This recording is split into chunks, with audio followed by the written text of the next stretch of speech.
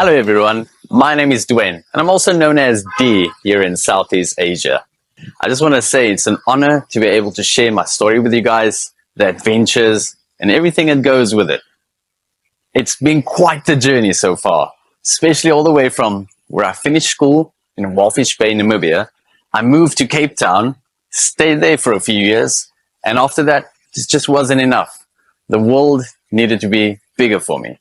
So I hopped on a plane and I went to Southeast Asia. Been traveling for the last 4 years. I'm quite excited to share this journey and the story with you guys. I left Namibia just after high school, and that's when I moved to Cape Town. In Cape Town, I spent a few years where I met my wife and had a very beautiful and comfortable life living in Cape Town.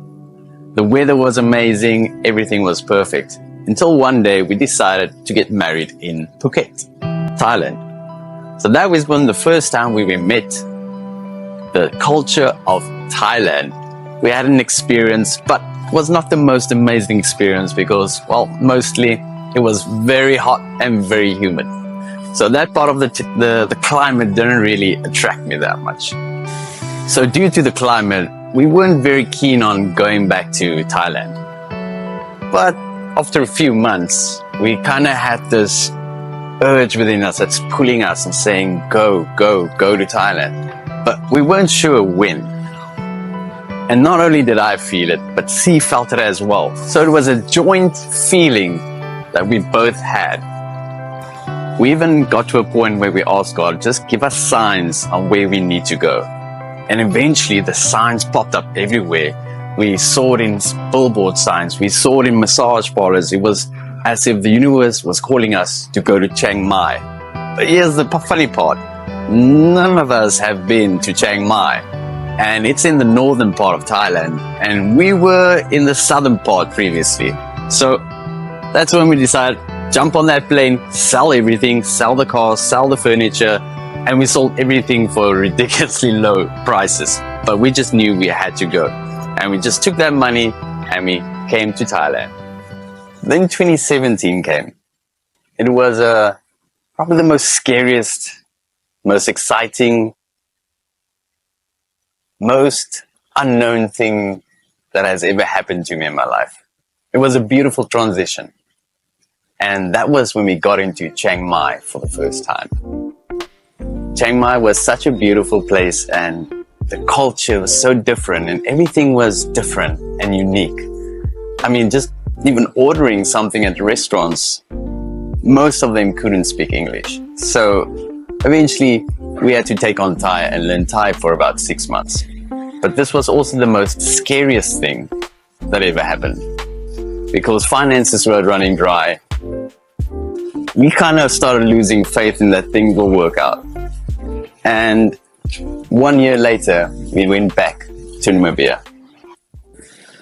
After being in Namibia for about 3 months, I walked back into my old job with a 25% increase and I got a car for free. It sounds crazy, yes, you heard that right. I got a car for free and a 25% increase. But I do believe that's the universe's way of rewarding you for taking leaps of faith. But the urge to go back to Thailand never left me. I still felt like I needed to do more there.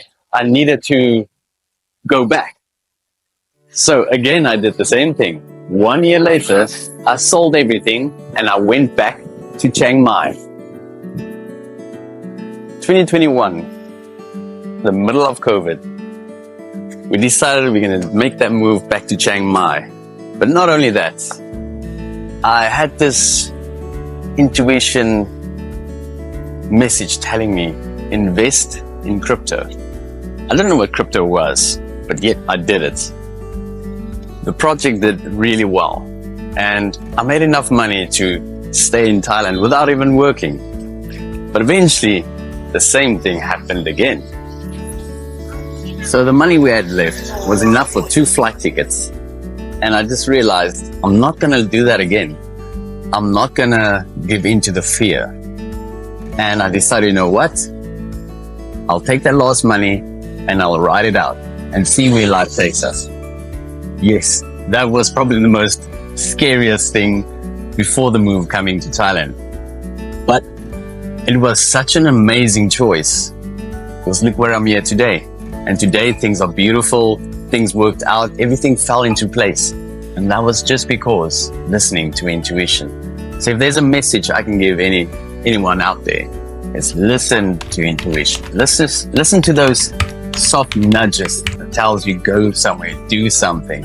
Especially when it comes into face with fear. Fear is the biggest limiter I've realized in my own life. And I'm sure it's the same in everyone else's. And so we ended up living in Thailand for 2 years. We lived actually all across Thailand. We stayed in Chiang Mai for about a year and a few months. We moved to Hua Hin, where we lived in a villa for a few months with a friend. Even that we got for free. It's amazing how it just worked out, because this is in the time period we were kind of out of finances. The condo where we were staying the first time was such a beautiful condo with a beautiful view. We met the most amazing people, even meeting people from different countries, having conversations with different types of people, different cultures, different backgrounds. It was truly an amazing experience. And I'm so grateful for it because due to this experience, it formed both me and C's character. We both grew in faith, realizing that life is truly what you create out of it. It's truly what mindset you put behind. So came the end of living in Thailand, where the immigration wrote into our passports, we are not allowed to enter back again that year. So we had to make a choice. And Cambodia was the next best choice. And when we got into Cambodia, the beautiful thing happened. We booked into a hotel that was just $100 a month. And that's about the equivalent of 1,600 or 1,700 Rand or Namibian dollars.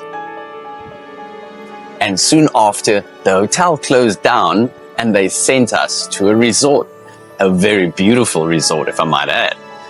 And that just for 1,600 Rand or Namibian dollars per month.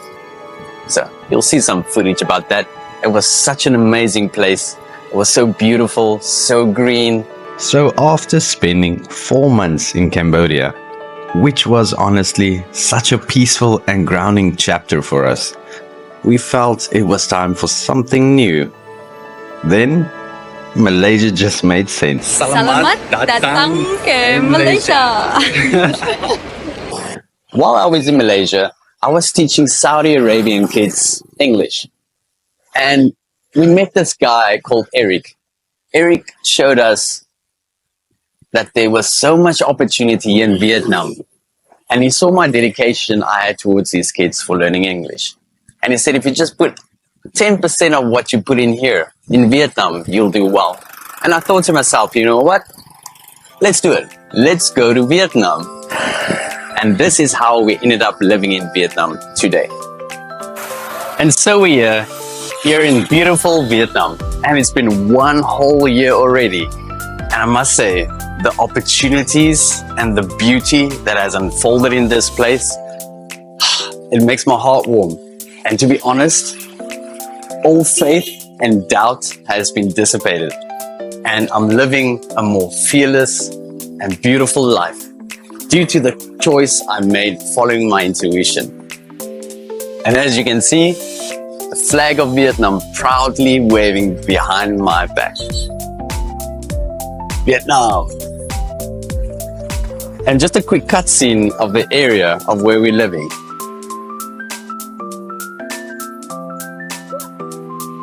And here is our gym. Let's fitness. Hello everyone. Like and subscribe. We have decided to make this place our new home for the next, who knows how long. Just until our intuition tells us it's time to move on and maybe go live in a different place in Southeast Asia. You never know.